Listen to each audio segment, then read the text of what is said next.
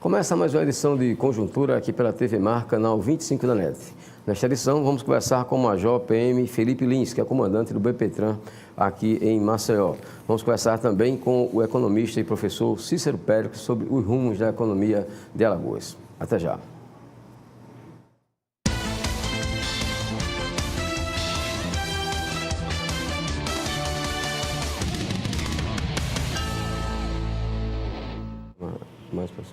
Vida app é brincar na chuva, mas também é ser atendido com agilidade.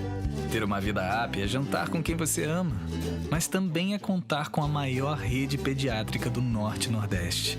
Ter uma vida app é ganhar vários likes e também usar tecnologia de ponta para diagnósticos precisos. Ter uma vida app é ser feliz e cuidar do sorriso. Para ter uma vida app, faça a App Vida. A App Vida faz bem para você. A Prefeitura trabalha, Maceió segue em frente. No Jaraguá, o novo trecho do VLT vai facilitar a mobilidade de centenas de pessoas diariamente.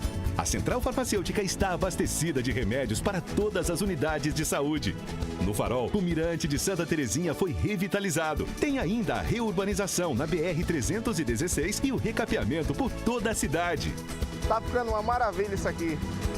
Prefeitura de Maceió, o trabalho segue em frente.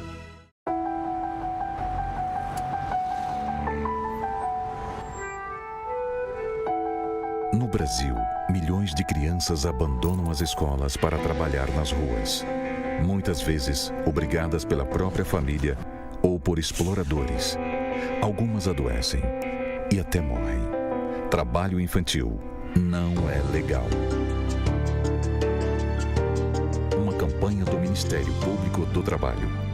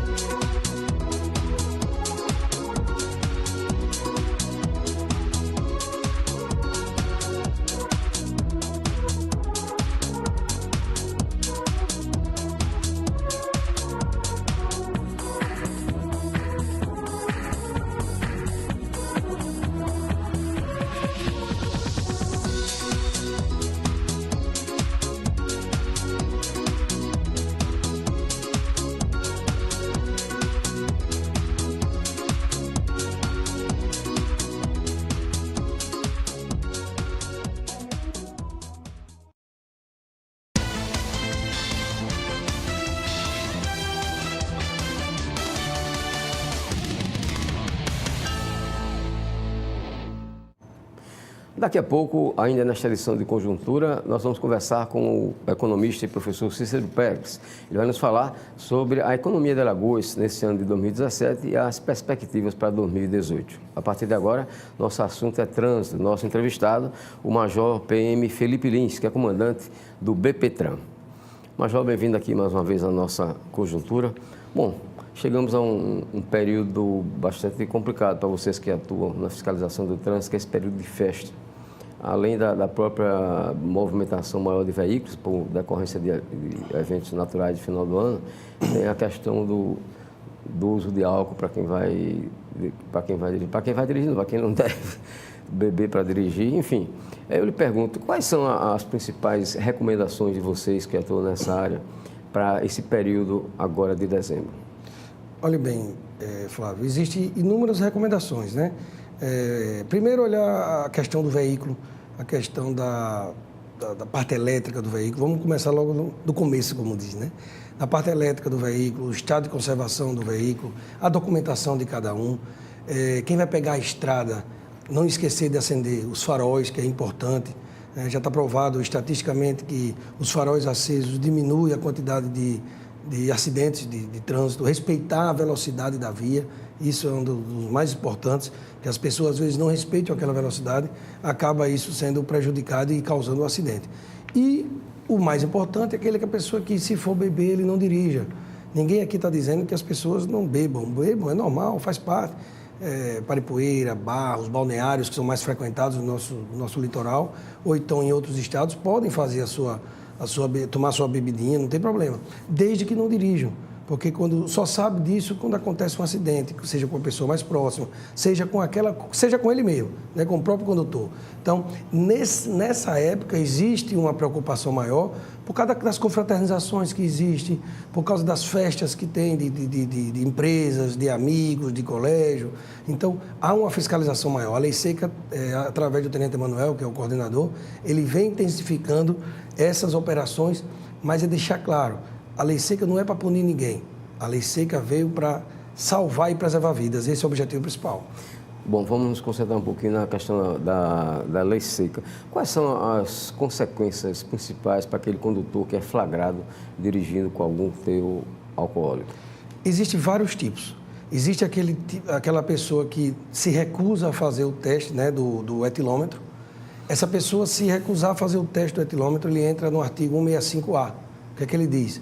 A recusa, você pode recolher aquela carteira de habilitação, e isso se a pessoa não tiver visivelmente embriagada, né? Você pode se recusar, mas a carteira vai ser recolhida, vai ser dado todo o processo vai ser aberto um processo administrativo, você tem todo o direito da ampla defesa, a carteira não é suspensa imediatamente, você recebe essa carteira com 5 dias úteis, assina um termo, vai ser aberto um processo administrativo, você vai responder sobre aquele processo e no final você vai ter 12 meses, praticamente 12 meses com a carteira recolhida. Tá? Isso para quem aparentemente não está embriagado. Isso é a questão da recusa. Aí tem aquele cidadão que se recusa, mas está totalmente embriagado.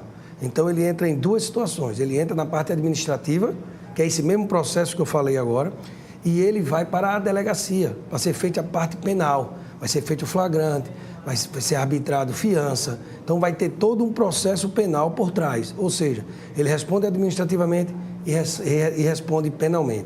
Isso são os dois casos de recusa. Existe aquele caso que sopra. Você soprou. Deu de 0,04 a 0,33. Então, ele entra só na parte administrativa. Também leva uma pena, né? E existe aquele que, quando você sopra, dá de 0,34 em diante. Entra na parte penal e é preso em flagrante.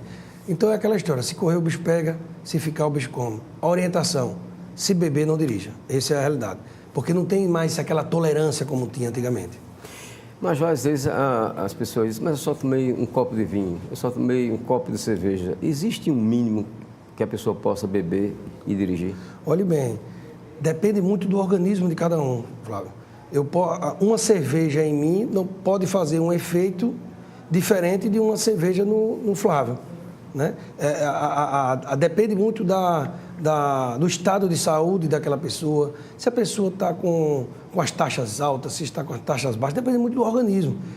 Um copo ou uma cerveja, ela pode sair muito mais rápido do meu sangue, diferente do seu. Então, eu aconselho aquela pessoa que, dependendo do que bebeu, ela não dirija, né? É interessante que não dirija nada. Mas vamos dar um exemplo. Muitas vezes as pessoas bebem a noite toda, ou o dia todo, desculpa, e quando dá meio-dia, 3 horas da tarde, vou dar descansada, vou sair 5 horas da tarde, vou pegar a estrada. Não faça, porque existe uma tolerância de aproximadamente 10 horas depois que você termina de beber. Lógico, depende da quantidade do que você bebeu e o que você bebeu. Então, eu aconselho dar um intervalo de 10 horas para poder dirigir o seu veículo. Major, e aquela situação em que a pessoa realmente está flagrado dirigindo com alguma quantidade de álcool no sangue e vem aquelas penalidades, principalmente as despesas. Vai que ele não tem o dinheiro na hora. Como é que ele procede?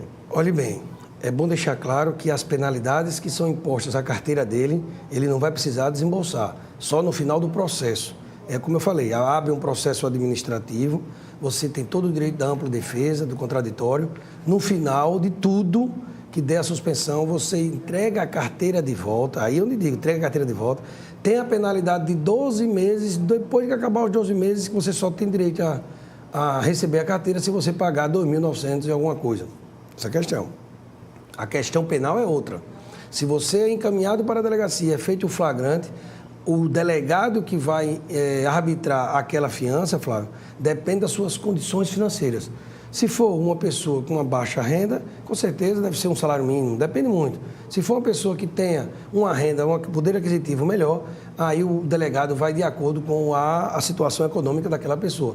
Mas na delegacia só sai com dinheiro ao vivo, dinheiro em espécie. Não existe débito de conta, não existe cheque, cartão. E aí é onde está o grande problema, Flávio, porque muitas dessas ocorrências acontecem na madrugada.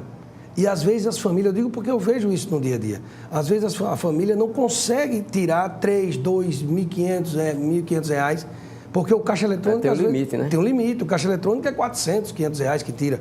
E aí é aquele mutirão, né? Chama um primo, chama um amigo, chama um tio, vai tirando, dependendo da quantidade que o delegado arbitrar, fica realmente difícil, enquanto o cara está lá preso na cela lá com os demais. Lembrando que essas pessoas que foram presas, encaminhadas para a delegacia, não existe uma cela especial para quem está nessa situação. É um crime como outro qualquer. Então, ele entra na vala comum. Então, isso realmente é desmoralizante, né? Então, às vezes, major, eu sou um pai de família. Não, ninguém está dizendo aqui que ninguém é esse pai de família irresponsável. Eu só peço àqueles que bebam não dirigem, porque, infelizmente, a lei está previsto isso. Então, fica complicado a gente ter um tratamento diferente. Bom, falando agora dessas abordagens que vocês fazem de maneira geral, quais são as ocorrências mais comuns? Olhe bem, as ocorrências mais comuns no trânsito, você pergunta, né? Estourado e inabilitado. Nós estamos com a quantidade de pessoas dirigindo, tanto em Maceió e principalmente no interior, de muita gente inabilitada. Mas isso é explicável. Explicável em termo. O correto era não dirigir, né? Porque houve uma inversão de valores. As pessoas e conceitos. Primeiro eu tirei minha carteira para depois comprar o meu veículo. Hoje as pessoas estão comprando o seu veículo para depois tirar a carteira, ao ponto que eu fiz uma operação na porta do Detran e fiquei esperando quem iria fazer o teste. Peguei quase todo mundo. Porque as pessoas já saem de casa com o próprio veículo para ir fazer o teste. Eu digo, meu amigo, como é que você vai fazer o teste? Está dirigindo? Você vem com uma pessoa habilitada, essa pessoa deixa você aqui dentro do Detran e você vai fazer o teste. Então, existem muitas pessoas, mas é explicável teoricamente falando. O valor está muito alto. Hoje uma habilitação é R$ 1.200, R$ 1.300, é um absurdo, né? E não é o Detran de Alagoas, isso é taxa nacional. Então eu acho que para a população brasileira, para a população alagoana, poderia ter, Flávio, um valor menor para tirar uma carteira de habilitação. São muitas taxas que são recolhidas para tirar a habilitação. Eu, por coincidência, encontrei há poucos dias o diretor do Detran, tendo carro do governo, me dizia que o Detran fica com R$100 e pouco. É pouco. A maioria é tudo para o governo federal. Então, isso tinha que ser revisto pela bancada, né? Um projeto de lei, uma mudança. O que não pode é a mesma coisa da cinquentinha. Para você emplacar a cinquentinha, R$700, R$800. Graças a Deus, o novo projeto do governo, o governador Renan Filho, caminhou para a Assembleia para reduzir esse valor. Ficou bom, vai ficar de acordo. Uma cinquentinha vale R$2.000, o cara vai para cá com 900 conto. Pode negócio desse? Pode. É fora da realidade. Bom, vamos ao intervalo. Aqui em Conjuntura, a gente volta daqui a pouco, ainda conversando com o Major PM Felipe Lins, ele que é comandante do BPTran.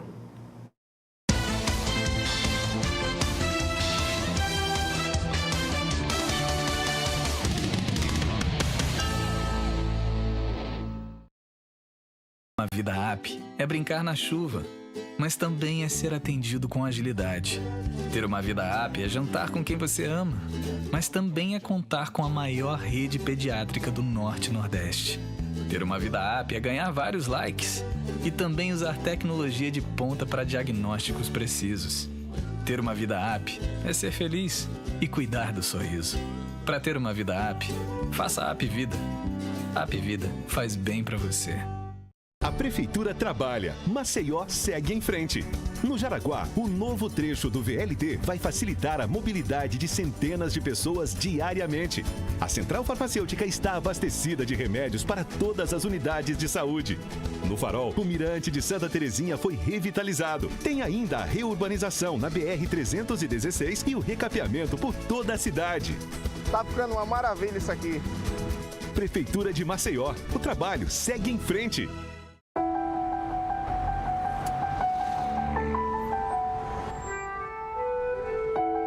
No Brasil, milhões de crianças abandonam as escolas para trabalhar nas ruas. Muitas vezes, obrigadas pela própria família ou por exploradores. Algumas adoecem e até morrem. Trabalho infantil não é legal. Uma campanha do Ministério Público do Trabalho.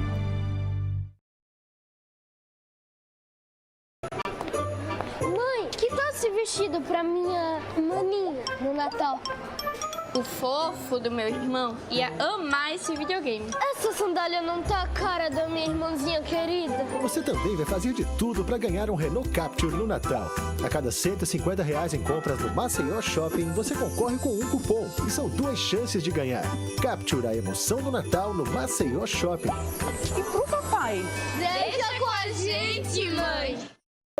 Sabe o que acontece quando um governo faz o certo? Acontece o cuidado com a saúde, com a revitalização de unidades e até a construção de hospitais. 3 estão em obras. Acontece um caminho novo.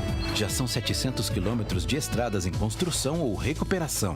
Acontece a redução da violência, com a força-tarefa e os centros de segurança. Já são 8 e mais 5 quase prontos. Assim a mudança acontece na vida da nossa gente. Governo do Estado. Alagoas na frente.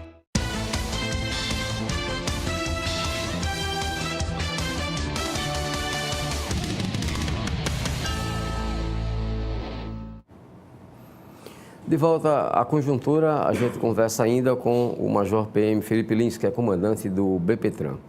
Major, uma infração de trânsito que eu próprio fiquei sabendo há pouco tempo que seria o que eu vou falar agora, constitui uma infração de trânsito, é conduzir objetos, sacolas e malas no interior do veículo e não no porta-malas. Procede isso?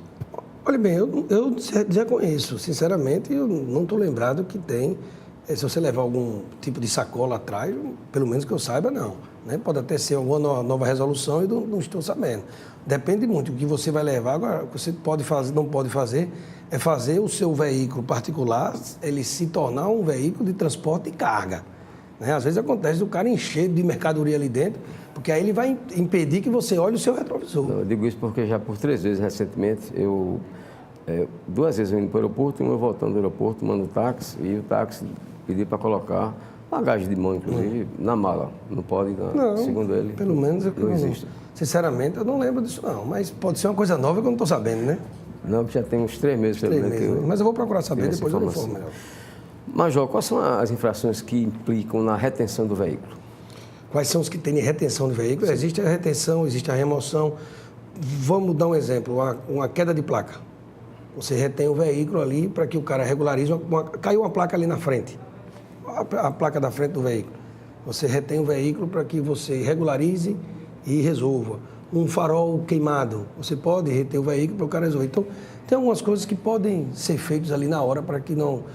O próprio emplacamento, às vezes você pode também dar essa chance para que a pessoa vá lá, pague o veículo, pague as suas taxas e seja licenciado. No caso do farol queimado, só se observa naturalmente que à noite, né, uma sinaleira, um farol, e aí? Não tem onde trocar. Olhe bem, Flávio, eu acho que depende muito, isso é uma visão minha, depende muito do policial e o bom senso muitas vezes prevalece. Eu sei que existe o jornalista mais carrasco, existe o jornalista mais brando, é a mesma coisa do policial. Existe aquele policial que segue à risca o que está no Código de Trânsito. Eu também gosto de seguir, mas muitas vezes tem uma situação que você vê que aquilo ali aconteceu naquele momento. Né?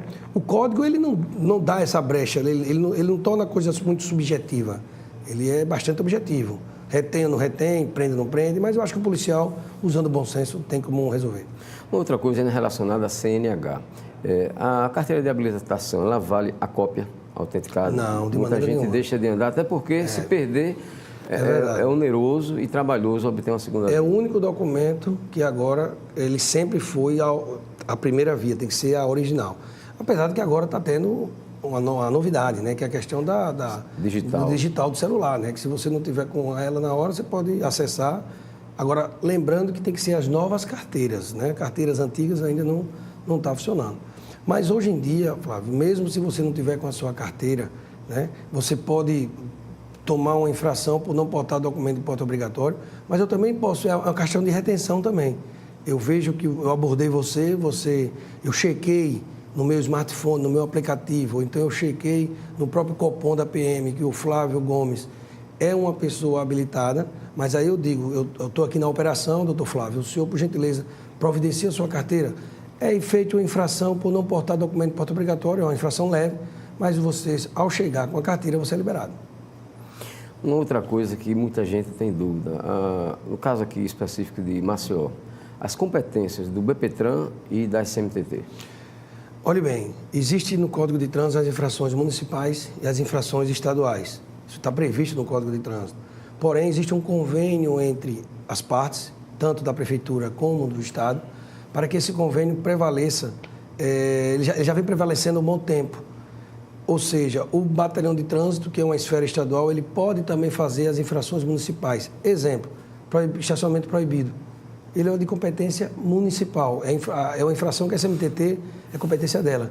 Mas com o convênio que é firmado entre o DETRAN e a SMTT, tanto eles podem fazer as infrações estaduais, como embriaguez, como nós podemos fazer as infrações municipais. Mas tem que ter um convênio, Flávio, entre município e o Estado. Senão, não tem como fazer, a competência extrapola. A gente tem observado através do noticiário, principalmente, que vocês, nessa atividade de agente de trânsito, têm tido também atividades próprias de policial, no que diz respeito, principalmente na apreensão de drogas. Vocês recebem capacitação para isso? Recebe. Todo policial militar, primeiro tem que dizer que todo policial militar ele tá habilitado para resolver qualquer tipo de ocorrência policial. Lógico, por exemplo, existem batalhões específicos também que ele aprimora essa situação. Por exemplo, o BOP, a RP, são batalhões específicos. Por exemplo, o RP não faz trânsito, né? Mas o BPTran pode fazer a mesma coisa que a RP faz. Por quê? Porque ele não deixa de ser policial. A RP não faz trânsito porque ele não é capacitado como agente de trânsito, mas nós somos capacitados para atender as ocorrências. Tanto é que o perfil do batalhão de trânsito teve uma mudança muito grande. Eu conversando com você, de certa vez, eu disse que de 2016 para 2017 há uma diferença muito grande na metodologia e no perfil do batalhão. O que mudou? Tudo. Por exemplo, ano passado nós pegamos 26 quilos de drogas. Esse ano já estamos em 300. Ano passado nós pegamos 25 armas. Esse ano já vai em 80. O que foi que mudou? O tipo de policiamento. Eu deixei um pouco de fazer aquela fiscalização muito de trânsito e parti para a abordagem. Abordar carro, abordar moto, abordar coletivo, onde o número de redução de assalto coletivo diminuiu, por exemplo, desse mês agora de novembro, 44%. Para que você tenha uma ideia, Recife tem uma base de 300 assaltos mês. Nós tínhamos 150, hoje baixou para 30. Então, isso se dá. As abordagens a veículos do BPTran, se dá as abordagens aos coletivos dos batalhões de área, aqueles batalhões sediados em cada região. Então, isso mudou um pouquinho a metodologia e a forma de trabalhar o perfil do batalhão. Não só ficar só no trânsito, mas ficar no trânsito, mas policiamento ostensivo e principalmente o serviço de inteligência, que nós aprimoramos e fizemos com que ela funcionasse cada vez mais. O atual contingente do BPTran é suficiente para o trabalho de vocês? Olhe bem, poderia ser melhor, né? Lógico, sempre a gente vai dizer que poderia ser melhor. Mas dá para atender as expectativas. Tivemos um incremento nesse governo, né? No governo Renan Filho, teve um incremento tanto na Polícia Militar como no próprio batalhão. Se você fizer um estudo dentro do batalhão, nós temos 180 PMs. 80 à disposição, mas não é à disposição sem fazer nada, é à disposição da SMTT, é à disposição da Lei Seca, só da Lei Seca tem 35, disposição da vistoria do DETRAN, que tem um trabalho magnífico, identificando irregularidades, se o carro é roubado, se não é. E aí, essas pessoas são parte do batalhão, mas elas estão numa atividade diferente. Sobra 100, dos 100 nós fizemos a gente tem toda uma estrutura do batalhão. O que precisa, Flávio, é gestão, é vontade, valorização da tropa, mostrar para aquele policial que é importante o trabalho dele. Teve um incremento muito bom, que é chamado Força-Tarefa, que são aquelas amarelinhas, né, que o governo do estado lançou agora, e tem uma nova agora, que é a Força de Aproximação. Isso fez com que houvesse um incremento muito grande na segurança pública. Tanto é que tem 36 a 40 viaturas por dia a mais. Ok, nós agradecemos a participação aqui em Conjuntura do Major PM Felipe Lins, ele que é o comandante do BPTran aqui no estado. Vamos ao intervalo, a gente conversa daqui a pouco com o economista e professor Cícero Péricles.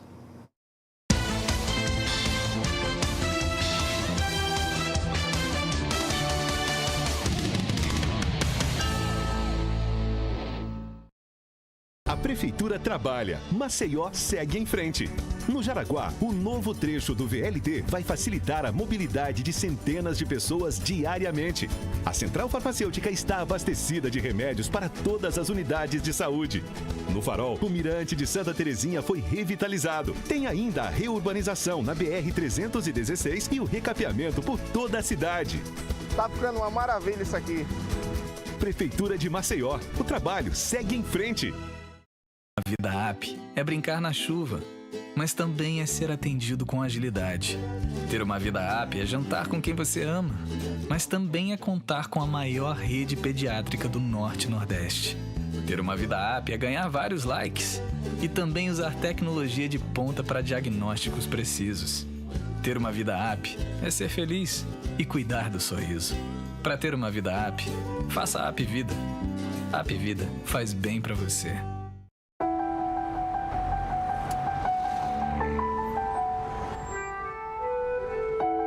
No Brasil, milhões de crianças abandonam as escolas para trabalhar nas ruas. Muitas vezes, obrigadas pela própria família ou por exploradores. Algumas adoecem e até morrem. Trabalho infantil não é legal. Uma campanha do Ministério Público do Trabalho.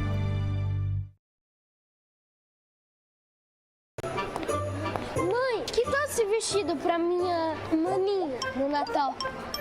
O fofo do meu irmão ia amar esse videogame. Essa sandália não tá a cara da minha irmãzinha querida. Você também vai fazer de tudo para ganhar um Renault Capture no Natal. A cada R$150 em compras no Maceió Shopping, você concorre com um cupom. E são 2 chances de ganhar. Capture a emoção do Natal no Maceió Shopping. E pro papai? Deixa com a gente, mãe!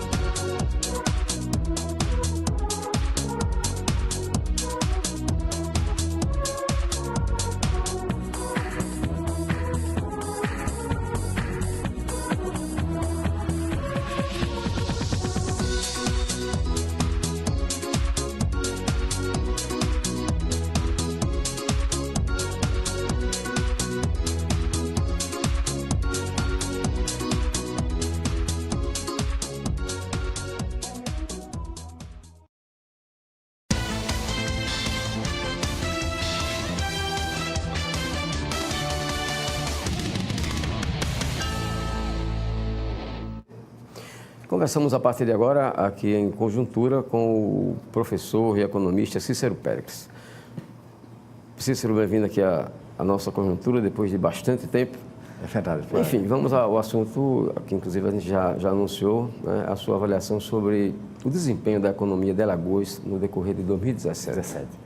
Veja bem, Flávio, a economia alagoana ela tem uma característica, né, que difere muito das outras economias envolvidas nacionalmente, que é ter pouca indústria. E o impacto da crise em 2015, em 2016 e este ano foi um impacto centralmente na indústria nacional, ou seja, perdeu competitividade, perdeu investimento, perdeu rentabilidade, a pressão internacional muito forte.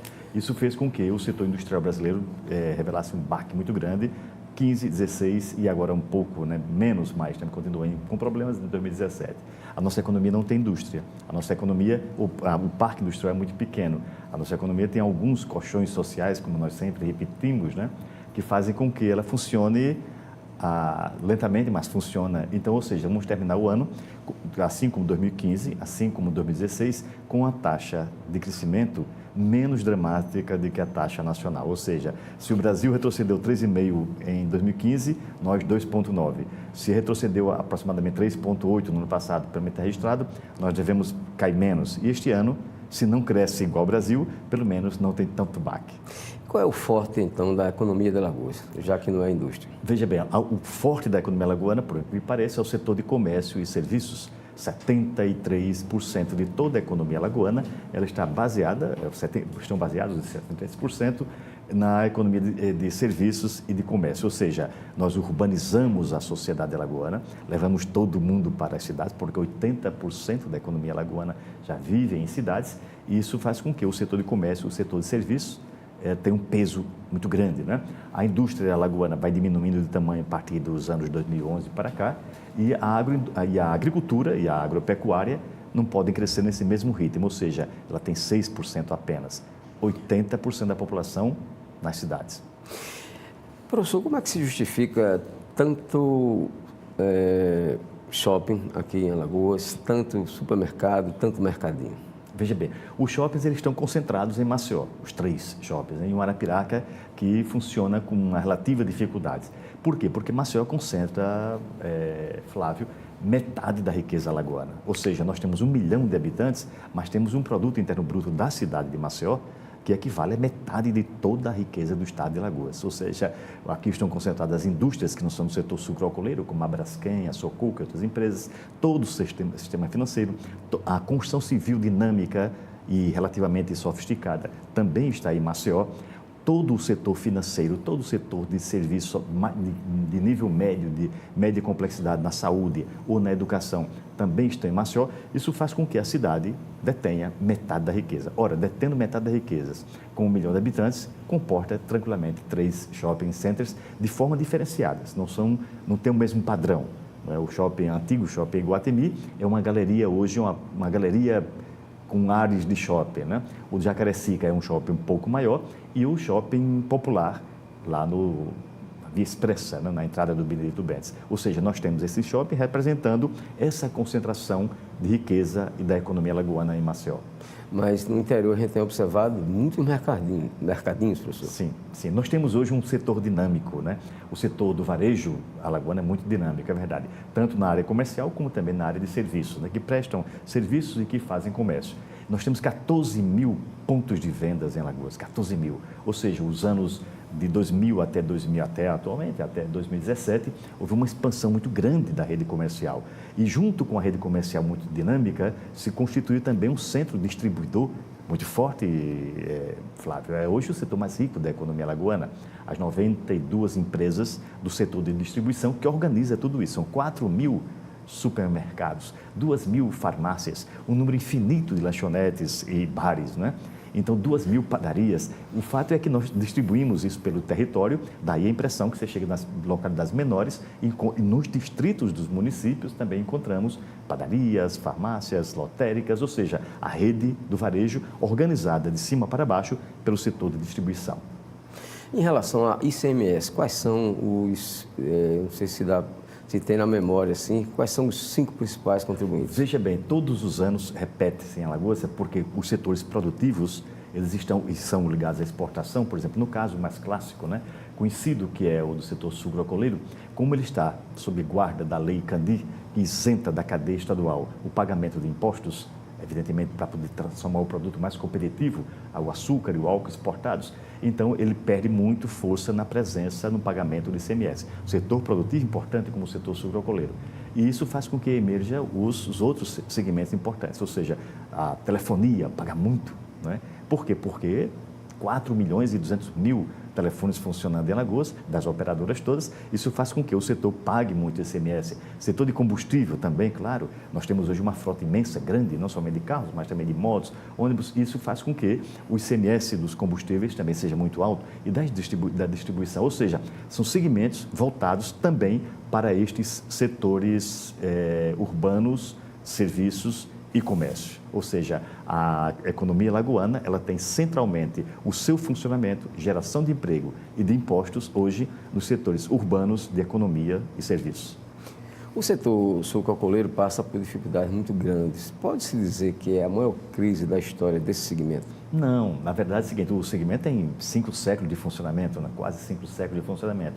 Período de transição já tivemos vários, né? Um deles, o mais clássico, talvez tenha sido no final do século XIX para o século XX, quando as usinas entraram em funcionamento, ou seja, nós tínhamos 1.000 engenhos em Alagoas, e ao longo de 30, 40 anos, 3 ou 4 décadas, todos foram absorvidos por 27 unidades industriais, as usinas, que são fenômenos diferentes, né? Engenho é uma situação antiga, né? e as modernas usinas a partir dos anos 1894. A transição acontece. Alagoas, que quando imaginava que o setor vivia em crise nos anos 70, chega o Proálcool e levanta e triplica o tamanho do segmento, ou seja, nós tínhamos 3 destilarias no começo do Proálcool, terminamos com 33, ou seja, uma expansão extraordinária. E hoje vivemos um momento de reestruturação do segmento, ele vai ter que se readequar.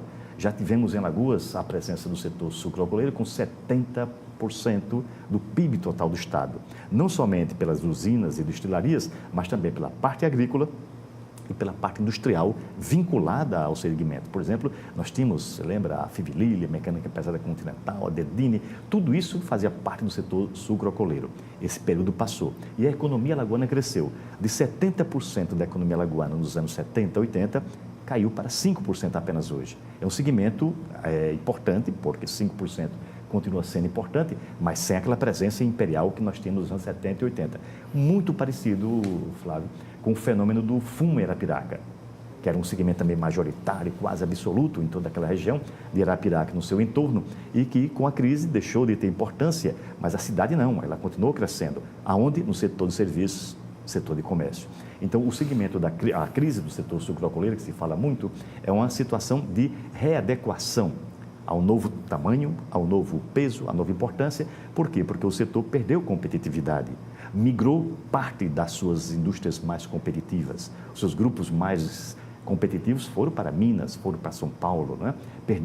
Deixamos de fazer investimentos aqui em Alagoas importantes para renovar canavial, indústria, a própria mão de obra. Isso fez com que ele fosse reduzido.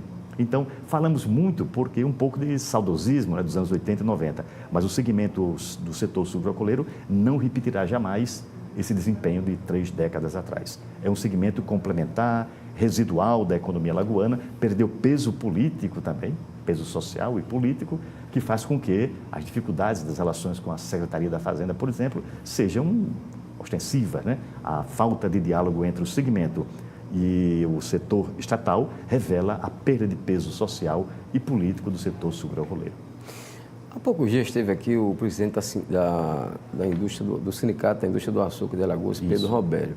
E eu perguntei a respeito de por que grupos empresariais do setor sucroalcooleiro estão se dando bem no Centro-Sul e no Centro-Oeste e as unidades daqui não têm correspondido, digamos assim. E ele argumentou que a dificuldade maior, aliás, o diferencial maior para isso foi exatamente a longa estiagem aqui no Estado. Seria só isso? Não, claro que não. Evidentemente que ele tem a obrigação, como presidente da cooperativa, de fazer um discurso pró-grupo que ele representa. Mas o fato é que as empresas que migraram, vou dar um exemplo prático aqui, o Grupo Delta, que pertence ao Roberto Lira, né, que é filho do Carlos Lira, ele que migrou para Minas Gerais nos anos 90 e no começo do século XXI.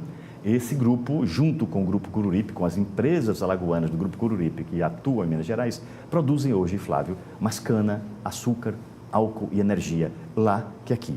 E por quê? Porque as condições edafoclimáticas de Minas Gerais e São Paulo são melhores que as alagoanas. Terrenos planos, clima regular, com água, próximo do mercado, novas técnicas, máquinas mecanizadas, ou seja, tudo que aquilo que Alagoas não conseguiu fazer, essas empresas estão realizando em Minas e São Paulo, tanto que são competitivas na área mais competitiva do Brasil, mais dura, né, para você enfrentar, que é Minas e São Paulo. E o segmento aqui, máquinas velhas, ou seja, um segmento atrasado, pequenas unidades, inclusive o próprio Pedro Robério colocou corretamente que o segmento não tem sentido tantas empresas. Não é que feche e crie crise, não cria crise. Por quê? Porque a cana, a redução da produção de cana foi muito grande, baixamos de 30 milhões de toneladas para apenas 13. Isso faz com que uma unidade industrial que trabalhe com 100, 200 mil toneladas seja inviável, ou seja, ele diz que tem que haver uma readequação, ou seja, é essa nova readequação que Alagoas tem que discutir sem drama. Por quê? Porque temos que tratar o segmento sucroalcooleiro como qualquer outro segmento, o setor empresarial importante da economia alagoana, mas sem os privilégios, sem o domínio do setor público que sempre apresentou ao longo de 4 séculos. E o turismo? O turismo será que tem o peso que realmente se diz? Esse sim é um segmento moderníssimo, né? Extraordinário para Alagoas. Por quê? Porque sempre mentimos, nos anos 70, 80, 90, com aquele discurso meio de pobre e periférico de que Alagoas é um potencial, Alagoas é o mais bonito do mundo, que não era, nem é mais bonito do mundo, nem tem tanto potencial assim. Mas era uma realidade que poderia ser ampliada, sim, e conseguimos fazer isso no século XXI. Ou seja, Alagoas, hoje, tem um segmento de turismo competitivo, crescente, muito crescente. Nós, este ano, Flávio, Alagoas deverá bater um recorde de passageiros no aeroporto Zumbi dos Palmares em mais de 2 milhões de passageiros, que é o maior volume alcançado em toda a sua história. O IBGE e o Ministério do Turismo fez uma pesquisa em 2008 e depois outra em 2016.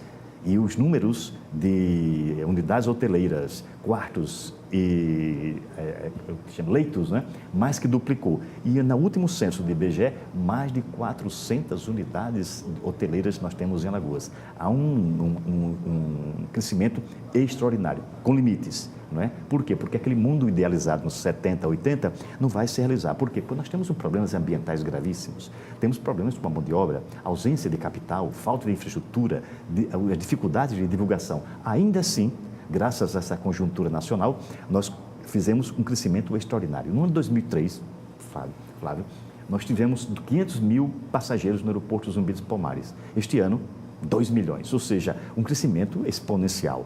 Isso fez com que o segmento turístico, que era residual, que nós sabíamos o número dos hotéis, onde estavam os hotéis, crescesse de forma tão extraordinária que hoje é impossível dar conta ao longo da costa alagoana que hotéis ou que pousadas estão ou crescendo ou ampliando as suas estruturas de Maragogi até Piaçabuçu.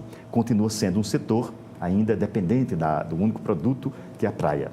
Mas o fato é de que a sua expansão revela uma presença hoje na economia extraordinária, que tem que parabenizar também esse segmento que trabalhou muito bem com o Estado e soube crescer firmemente nestes últimos 20 anos. Para você ter uma ideia da situação positiva, né, desse setor aqui no Estado, há poucos dias eu ouvi de um empresário do setor hoteleiro de que o Estado está precisando, principalmente do litoral norte, de mais hotéis. Mais hotéis, exatamente. E Alagoas conseguiu fazer um fenômeno interessante. Por quê? Porque Alagoas ainda está com um problema, o turismo nosso ainda tem um problema, né? É que o perfil do turista que vem a Alagoas, ele é ainda um único perfil, que é o turista que compra o pacote na promoção em São Paulo e paga a prestação, e um turismo de público C e D. Não é? Mas quando nós passarmos a oferecer, além desse turismo de massa, pobre, não é? No sentido cultural, no sentido econômico, os outros elementos que são possíveis de oferecer, o turismo cultural, o turismo de aventura, interiorizar, internacionalizar o produto, ou seja, ir para o interior. Por exemplo, Flávio, você que acompanha muito bem o turismo alagoano, se um turista estrangeiro quiser conhecer a Serra da Barriga, ele terá imensas dificuldades de comprar esse produto, ainda que ele queira. Por quê? Porque não criamos ainda a interiorização e a sua diversificação. O exemplo mais bem acabado é Piranhas. Quando Piranhas conseguiu diversificar, não é isso? E interiorizar, ela conseguiu construir uma rede hoteleira maior que Penedo, que é um tesouro nacional, né? Considerado o ouro preto do Nordeste, que, no entanto, perde hoje de competitividade para Piranhas. Se nós conseguirmos seguir o exemplo de Piranhas, interiorizando, diversificando, atraindo, evidentemente, que poderemos dar um salto tão grande como conseguido entre 2000 e 2017. A região, bem colocada, a região de Piranhas hoje, inclusive, também lá se tem dificuldade de conseguir um apartamento. Exatamente. Né? E o que vai acontecer? Precisamos criar infraestrutura, ou seja, não tem sentido, né, você vender um único produto e esse produto está estragado. Ou seja, o complexo lagunar não pode ser visitado pelas suas condições ambientais. As praias de Maceió também não podem ser visitadas pelas condições ambientais. Não é? Faltam alternativas culturais para a cidade. Ou seja, você oferecendo um novo produto ou ampliando o leque de produtos ofertados, evidentemente que você muda também o perfil do turista que vem a Alagoas, tornando mais complexo o produto. Não é esse singelo que nós temos, que é o turismo de massa, que ocupa por um preço baixo, com poucas exigências, não é isso? Com sentido crítico quase nenhum, o que nós oferecemos, que é o turismo de praia e sol. E o que dizer sobre o mercado imobiliário de Alagoas? Veja bem, nós temos um setor, parte dele, moderno, não é isso? Mas com uma dificuldade imensa de dialogar com a maioria da população.